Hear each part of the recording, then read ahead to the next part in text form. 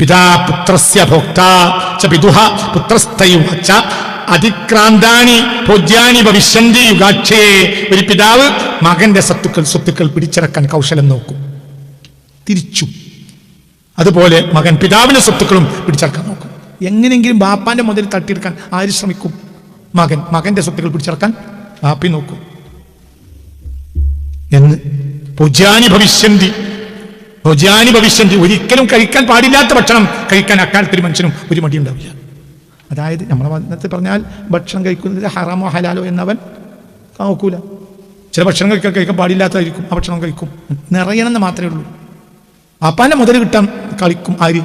മകൻ. അങ്ങനെ കളിക്കുന്ന ഇഷ്ടം പോലെ ഇല്ലേ. ഇനി ഒരു സംഭവം പറയാം. ബാപ്പ മരിച്ചപ്പോൾ മുതൽ ഒരിച്ചു. 8 ആർക്കുണ്ട്?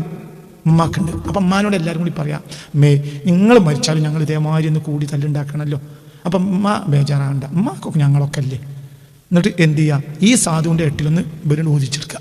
ഇത് ഞങ്ങൾക്കൊക്കെ ഉള്ള തന്നെ അല്ലേ. എന്നിട്ട് അത് ഈ തള്ളം മരിക്കണതിന് മുമ്പ് തന്നെ ഈ മുതൽ ആരുതാക്കുക? മക്കൾ. എന്നിട്ട് പിന്നെ ഊരിക്കുക. ഒരു 3 ദിവസം അമ്മ ഒരു സ്ഥലത്ത് നിന്ന് അടുത്ത മുഖം മറ്റെടുക്കുക. ഇപ്പം നിങ്ങൾക്ക് ഇവിടെ മാത്രമേ ഉള്ളൂ. എൻ്റെ പെണ്ണുങ്ങൾ ചോദിക്കും, നിങ്ങൾ ഇന്നതിനെ ഇവിടെ വെക്കണം, നിങ്ങൾക്ക് കാക്കാൻ വരും. എന്നിട്ട് ഈ തള്ള കുടുങ്ങ. അതേ സമയത്ത് ഈ 8 കിട്ടിയാൽ ഈ തള്ളക്ക് മരണം വരെ ജീവിക്കാൻ അത് മതി, അതിന് കൊടുക്കില്ല. നാട്ടിലുണ്ടോ അല്ലേ? പള്ളം നിറച്ച് എന്തല്ലേ പള്ളം നിറച്ച്.